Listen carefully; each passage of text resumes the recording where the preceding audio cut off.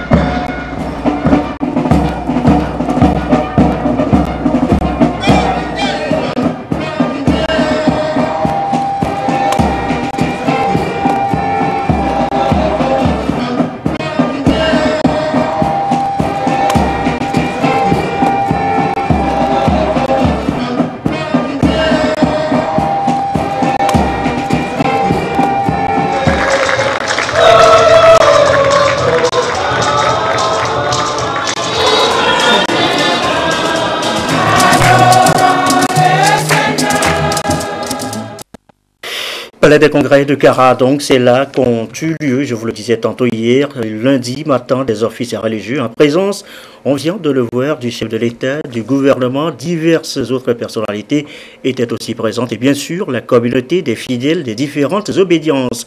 Tests, prédications, évocations ont une fois encore ravivé la mémoire de feu général président Yadema, le récit de Nestor Moussou.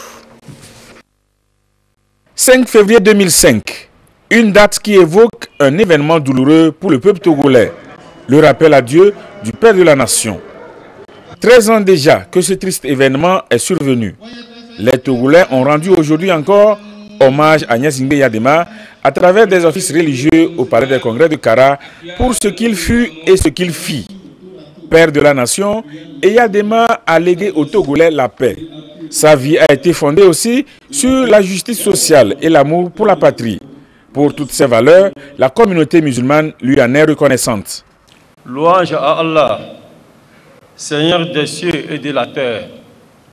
C'est lui le commencement de toute créature. Maître du temps et des circonstances, il met fin à toute vie qu'il a créée selon un calendrier dont il est le seul détenteur. Excellence, Monsieur le Président de la République, chers frères et sœurs croyants en Dieu, nous voici réunis donc pour la 13e année consécutive pour prier et célébrer le souvenir du Père de la Nation, Feu Président Gnassingbé Eyadema. La vie du Père de la Nation demeure pour tout Togolais un patrimoine de valeurs. De son vivant, il a eu de l'aversion pour la discorde et a œuvré toute sa vie pour la paix, comme en témoignent les nombreuses médiations qu'il avait en son temps menées, soit pour rapprocher des frères ennemis, soit pour éteindre un foyer de tension qui menace la paix. Dieu Seigneur Allah, nous te prions d'accepter dans ton royaume le Père de la Nation. Accorde-lui un repos éternel et que toutes ses œuvres accomplies ici-bas l'accompagnent. Nos prières vont également à l'endroit des illustres disparus de la grande famille Gnassingbé et de tous les compatriotes qui ont payé de leur vie pour le sacrifice suprême.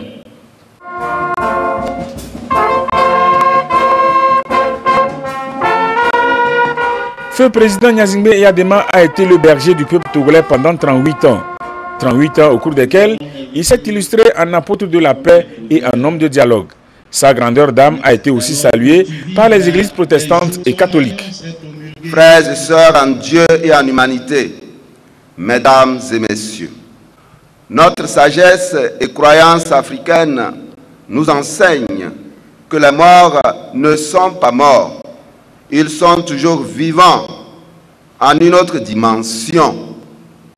En disant une prière pour eux, nous manifestons notre communion avec eux comme s'ils étaient présents en nous.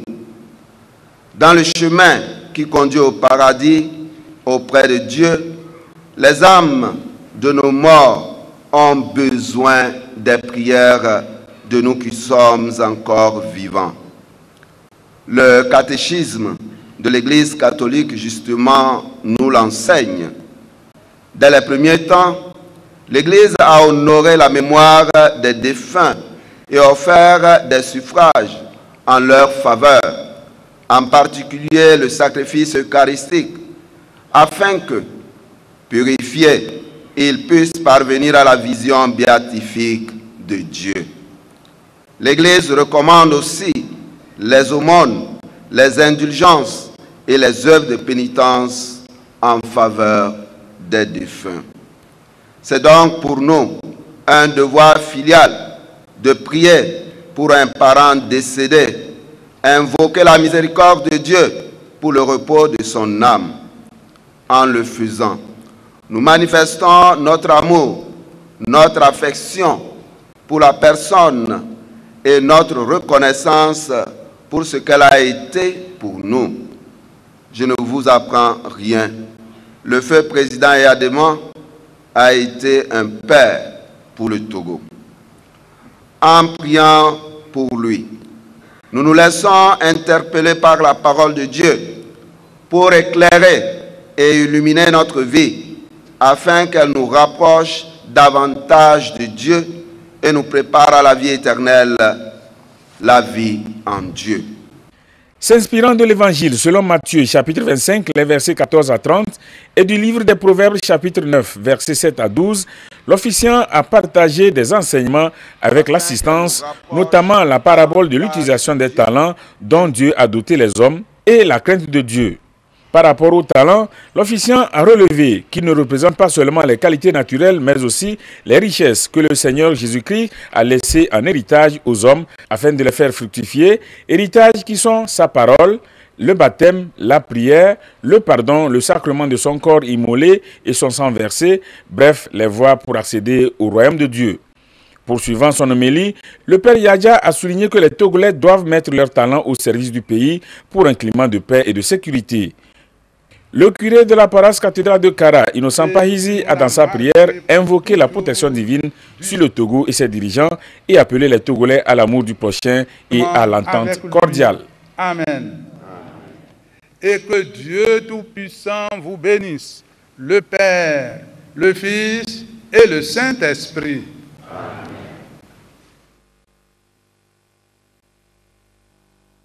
Direction maintenant Boulben, c'est dans le canton de Nayega. Nous sommes dans le Pendja, l'ouest, pour vous situer davantage. Boulben donc, théâtre d'affrontement le 24 janvier dernier entre Peul et Moba. Le conflit a occasionné des dégâts matériels importants et entraîné le déplacement des communautés Peul. Saisis de la situation, les ministres de l'Action sociale et de la Sécurité ont apporté sur place assistance et compassion du chef de l'État. Un reportage de Désiré Aloy.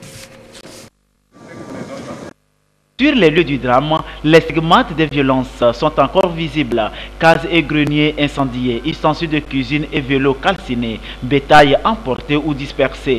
Les Peuls qui habitaient ce village de Boulben en Naki-Est ont dû fuir pour échapper aux représailles de la communauté Moba. 11 ménages recueillis par les chefs cantons de Nayega et Ogaro. Les ministres de l'Action sociale et de la Sécurité sont indignés par ce décor funeste.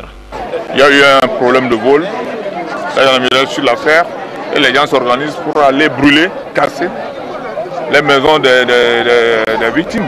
Ce n'est pas normal.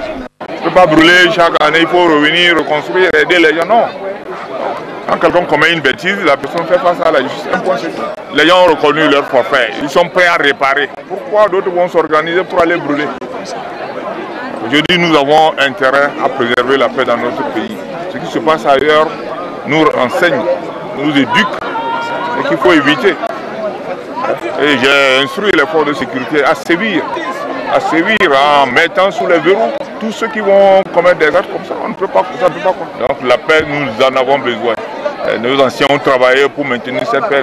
Nous avons le devoir de faire perdurer cette paix et mettre hors d'état de nuit tous ceux qui vont tenter de compromettre la paix dans notre pays.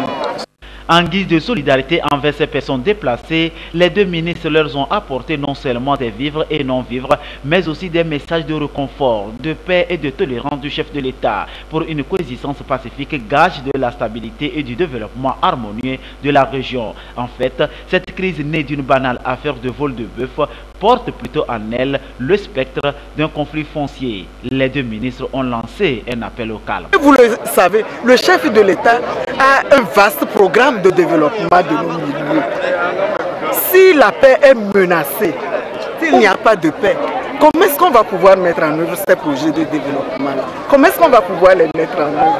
Donc c'est cet appel-là que je lance aux populations. Faisons tout pour cultiver la paix. Faisons tout pour vivre en harmonie. Cultivons le bon vivre ensemble. Et on pourra nous aider à développer nos milieux.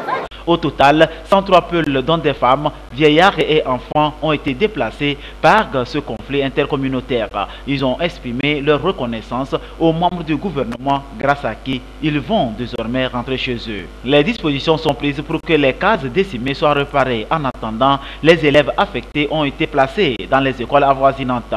Mais pour eux, c'est un autre calvaire qui commence. La plupart ont perdu leur acte de naissance, consumé par le feu.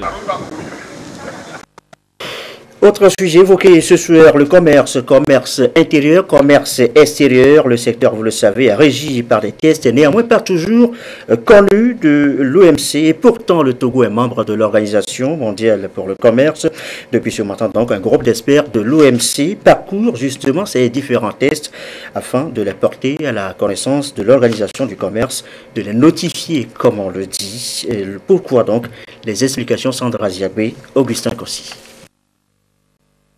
Parmi les principes qui régissent l'Organisation mondiale du commerce figure la transparence, un outil de facilitation des échanges qui exige des pays membres l'obligation de publier et de mettre à la disposition des autres pays les lois et réglementations en vigueur afin d'améliorer le système commercial multilatéral.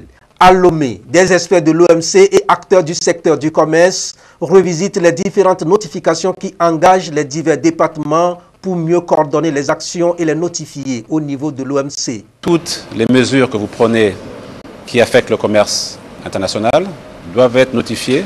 Les autres pays membres doivent être au courant de ces mesures. Et cela permet de faciliter les échanges commerciaux. Les autres pays membres savent quelles sont les mesures qui affectent le commerce au niveau du Togo. Qu'est-ce qu'il faut faire quand on veut exporter? Quelles sont les lois et les réglementations en vigueur au niveau du Togo pour faciliter le secteur privé à pouvoir importer ou même exporter les produits vers l'étranger. Donc il faudra que le Togo, de par cette notification, assure la transparence de sa législation, des différentes législations concernant les questions de l'OMC. Et cette transparence et prévisibilité, nécessairement, permettra au Togo d'attirer les investisseurs. Autre aspect pris en compte ici, l'examen des politiques commerciales, le règlement des différends et le renforcement des capacités des acteurs. L'Organisation mondiale du commerce reconnaît aussi que tous les 164 pays membres ne sont pas au même niveau de développement. Il est prévu un traitement spécial et différencié selon les pays. Et les notifications sont non seulement une contrainte pour eux, mais aussi un instrument principal pour assurer la transparence nécessaire à la pratique du commerce. Autre titre de l'actualité ce soir, le défi du professionnel dans le monde de la presse togolaise. Le sujet préoccupe également des institutions internationales accréditées au Togo. Ce matin, par exemple, à Lomé a été lancé le prix Les lauréats du journalisme d'impact Togo. C'est sur initiative de l'ambassade des États-Unis d'Amérique et de l'Union européenne. Ce prix vise à promouvoir et à encourager la pratique du journalisme indépendant et professionnel au Togo. Pierre Soussoupo. Et le prix Les lauréats du journalisme d'impact au Togo est lancé. L'initiative est de l'ambassade des USA et de la délégation de l'Union européenne au Togo. Le prix veut récompenser le meilleur travail journalistique et encourager les acteurs de la presse togolaise à atteindre le standard international. Ce en matière de collecte, de traitement et de diffusion de l'information. Nous sommes fiers de mettre sur pied ce prix avec les autres ambassades et l'école ISICA, parce que nous voulons œuvrer en toute indépendance des pouvoirs politiques et économiques.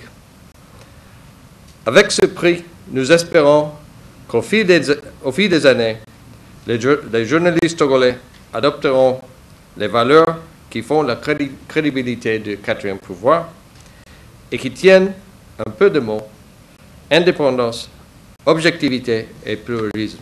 Les productions journalistiques qui seront soumises devront traiter des problématiques liées au développement et à la réduction de la pauvreté, la bonne gouvernance financière, santé et éducation, protection de l'environnement et démocratie et état de droit.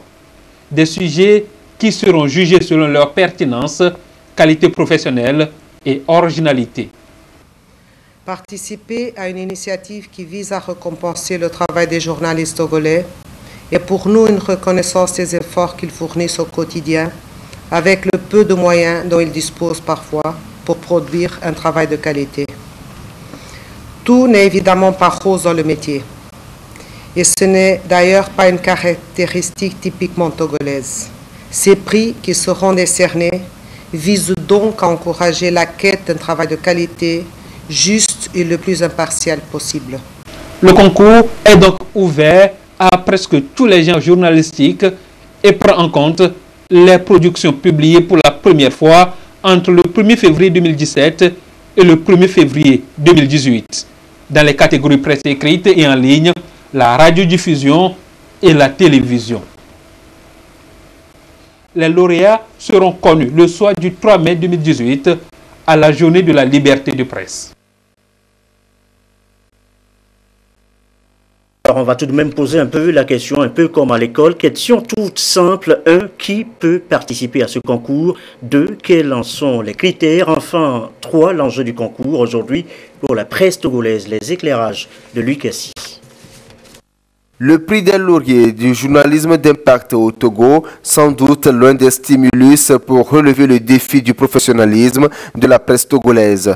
Professionnels du secteur et instituts de formation mesurent déjà les enjeux de cette initiative dont les critères de participation sont bien définis. Il y a un site internet qui est le www.lji-togo.com. Vous allez sur ce site et vous allez voir des rubriques. La rubrique la plus importante, c'est à propos. Et sous à propos, vous allez voir tout simplement le règlement du concours.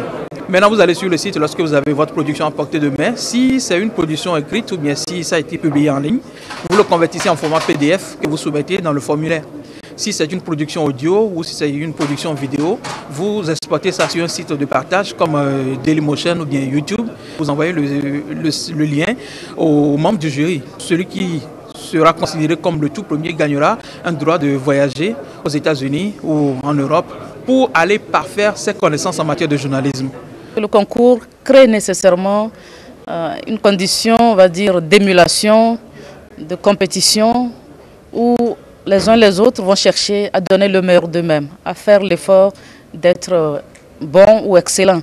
Donc en cela, le concours nécessairement, enfin, de mon point de vue, aura un impact positif sur le professionnalisme. C'est la première édition, donc on va évaluer ce qui est déjà produit, mais puisque c'est parti pour durer, je pense que les autres années, nous verrons la différence probablement entre les productions de cette année et les productions à venir. Le compte à rebours étant lancé ce jour, les professionnels de médias désireux de participer pourront le faire à partir du 10 février prochain jusqu'au 10 mars 2018. C'est une initiative à saluer. De voir les représentations diplomatiques au Togo à se regrouper pour lancer un concours à l'endroit des professionnels des médias. C'est à saluer, c'est à féliciter également. Et on va profiter de l'occasion quand même pour lancer un appel à tous les journalistes de pouvoir participer à cela. Ce que nous venons de voir ce matin ne fait que nous encourager. Au jour le jour, le journaliste doit se mettre en question. Au jour le jour, on doit se demander ce que je fais là. Est-ce que je tends vraiment vers le professionnalisme? Et ça va nous encourager, va nous galvaniser davantage. C'est un coup de pouce pour le professionnalisme. J'apprécie à son plus haut niveau le critère périodicité, antidaté, qui permet aux journalistes de voir si il y a un an, il a été totalement professionnel. Généralement, c'est quand on lance un concours que le journaliste s'empresse à produire conformément aux critères. Et cette fois, il faut qu'il aille fouiller dans ses archives pour voir si, entre-temps, j'ai fait des productions conformes à ce qui a été demandé. Alors, en ça, je pense qu'il faut tirer chapeau aux organisateurs. Les genres majeurs comme le reportage, l'interview de presse, le portrait, le dossier, l'enquête journalistique, le résumé de rapport et l'article d'analyse contradictoire sont acceptés à ce concours.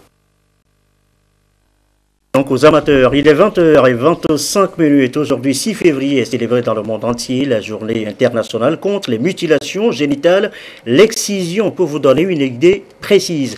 Journée instituée par les Nations Unies qui prône la tolérance zéro à l'égard de ces pratiques d'un autre âge. Au Togo par exemple, la loi est adoptée portant interdiction des mutilations génitales en 1998. Une loi qui prévoit des peines d'emprisonnement allant de 2 mois à 10 ans et une amende comprise entre 20 000 et 1 million de francs CFA infligés aux contrevenants. Nous reviendrons sur le sujet en images dans nos prochaines éditions. En Afrique du Sud, le président Jacob Zuma survivra-t-il politiquement cette semaine? Le Parlement sud-africain a annoncé ce mardi 6 février le report du discours à la nation que devait prononcer le chef de l'État ce jeudi. Depuis quelques jours, les réunions se multiplient pour décider du sort du président embourbé, vous le savez, dans des scandales. L'ANC est divisée, la moitié de ses dirigeants demandent purement et simplement la démission de Jacob Zuma. Cela dit, cap sur la région centrale avec l'achat, l'opération achat de maïs, retour au Togo donc, c'est l'ANSAT, l'Agence nationale de la sécurité alimentaire au Togo, qui coordonne les activités, le compte rendu de Lamarck Bonjourna dans la région. Les opérations d'achat de maïs pour constituer le stock de sécurité ont conduit l'équipe de l'Agence nationale pour la sécurité alimentaire du Togo, ANSAT, dans le canton d'Adjaïde, à Tchamba, où elle a collecté 50 tonnes de maïs à la coopérative Cricri. Dans la préfecture de Tchaoudjo, 50 tonnes également ont été achetées à la coopérative Solidarité de l'Amadessi. Lorsque vous voyez le centre de l'Amadessi, ils fournissent des efforts. Et pour encourager ces efforts, afin d'atteindre les objectifs que le ministère de l'Agriculture envisage, il faut nécessairement venir les encadrer, les sensibiliser et insister sur le fait que lorsqu'on fait des ventes groupées, ça avantage toutes les couches sociales. Le Togo dégage des excédents et il n'y a pas des centres de référence pour pouvoir indiquer les opérateurs économiques d'y aller pour s'approvisionner, pour satisfaire leurs besoins. Donc c'est en quelque sorte le centre que nous avons vu dans la zone de l'Amadessi qui est performant et qui adhère à cet idéal que nous sommes en train de développer. Les producteurs sont satisfaits de ces opérations. Ils demandent même plus. Parti de rien, il y a environ 10 ans, nous étions un groupuscule et nous avons fait l'idée de nous mettre ensemble pour fédérer nos énergies et produire. Mais après 10 ans, nous voilà avec les résultats. Aujourd'hui, nous avons plus de 1400 tonnes qui sont stockées, que nous devons commercialiser. Derrière tout ce mécanisme que nous avons mis en place, ça draine beaucoup d'emplois. Il y a les transporteurs, les femmes, les jeunes qui viennent travailler. Il y a le travail de tri, de vannage, de conditionnement, de transport. C'est tout un ensemble d'acteurs qui se mettent autour de la coopérative. Notre souhait, c'est de moderniser la coopérative. La troisième étape de ces opérations fut l'achat de maïs dans le canton de Waragni, dans la préfecture de Blita. 50 tonnes ont été achetées aux producteurs du groupement Bouédéou. Au total, l'ANSAT a acheté du 24 au 25 janvier à Blita, Tchamba et Tchaoudjo 150 tonnes de maïs pour une valeur de 24 millions de francs CFA.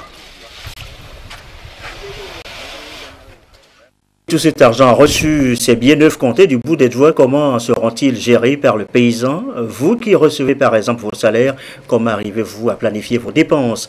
Ce n'est pas toujours évident. Voici justement ce livre en recettes, mieux gérer ses finances personnelles. Son auteur Bruno Akpatibé y donne quelques clés. Ferdinand Chassou.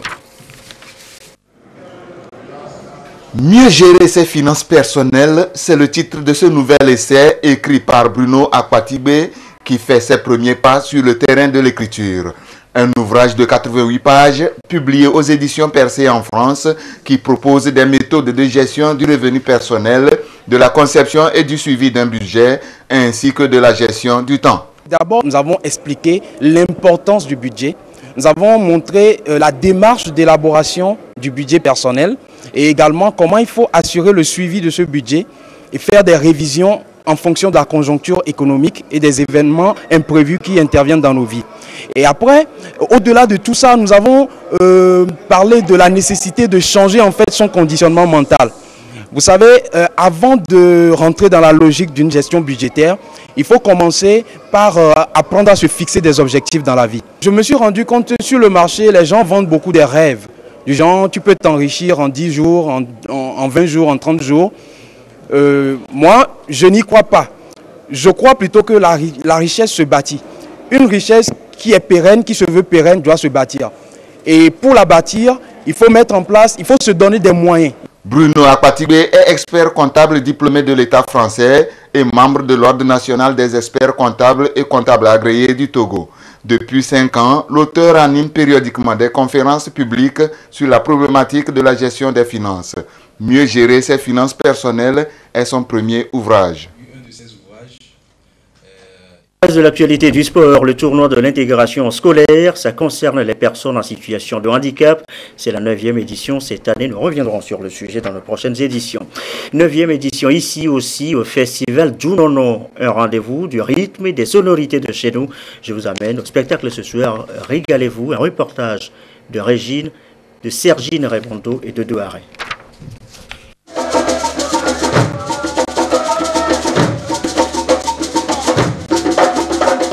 C'est un spectacle inédit qui montre la valeur de la tradition et la culture togolaise.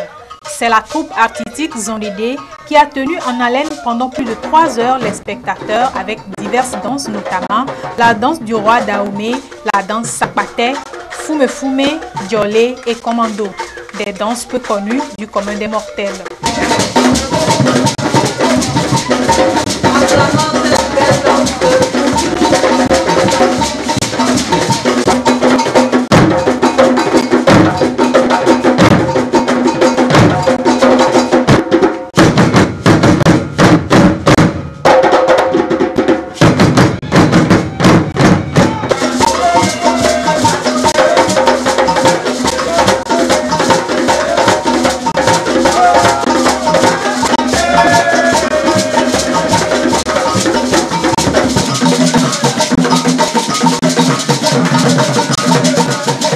C'est un beau spectacle que nous venons de vivre ce soir. Je me demandais si c'était des Togolais en voyant le nom. Et on m'a dit que c'était des Togolais. J'étais très contente parce que de ces spectacles-là, on n'en voit pas souvent. Et je suis très contente que le Goethe nous a fait découvrir ce spectacle ce soir. J'ai apprécié, c'était bien. On a vu que le Togo regorge beaucoup de talent.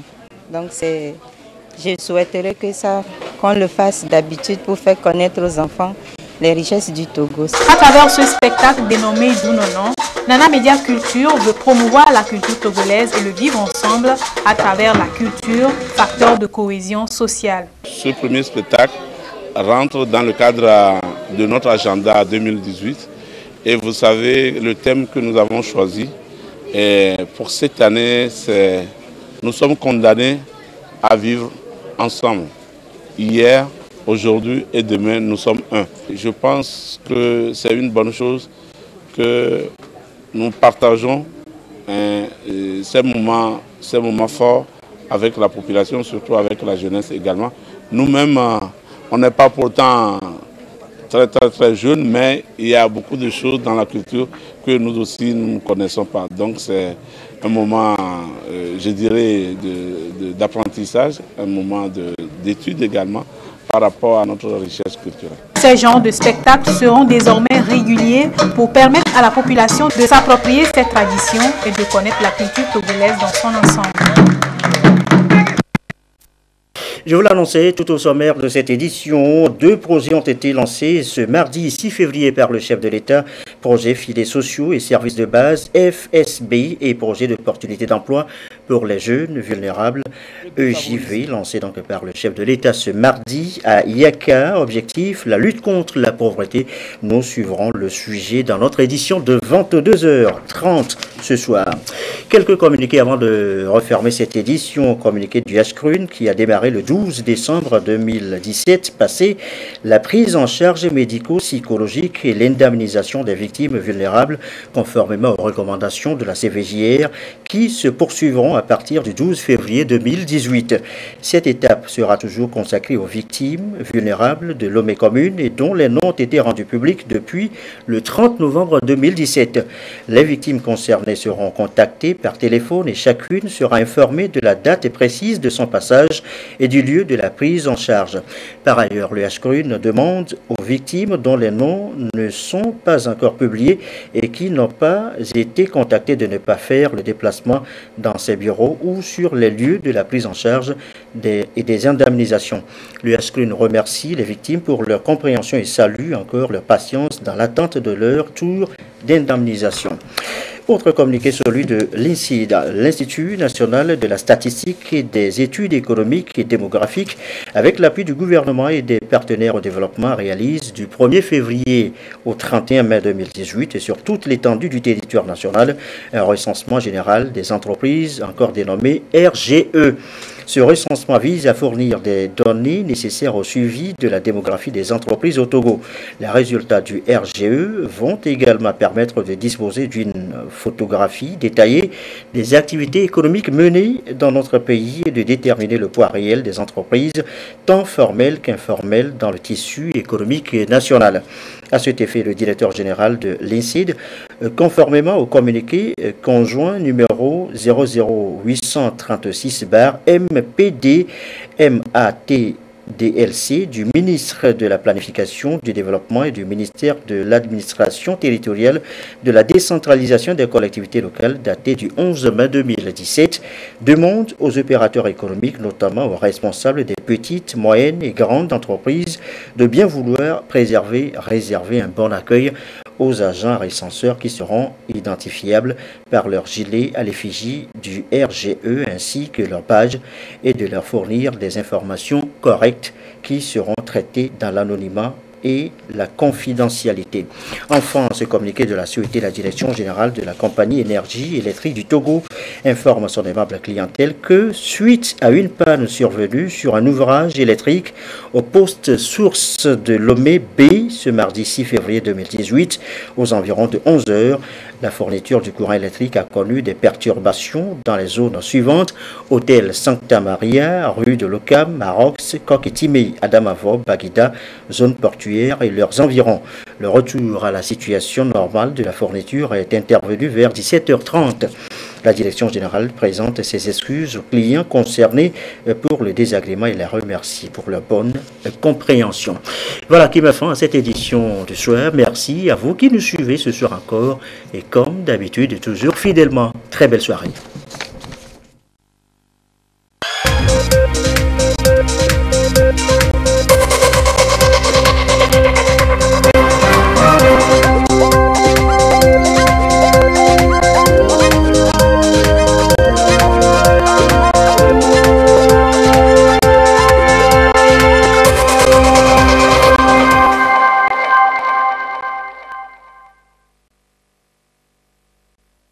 L'extension de notre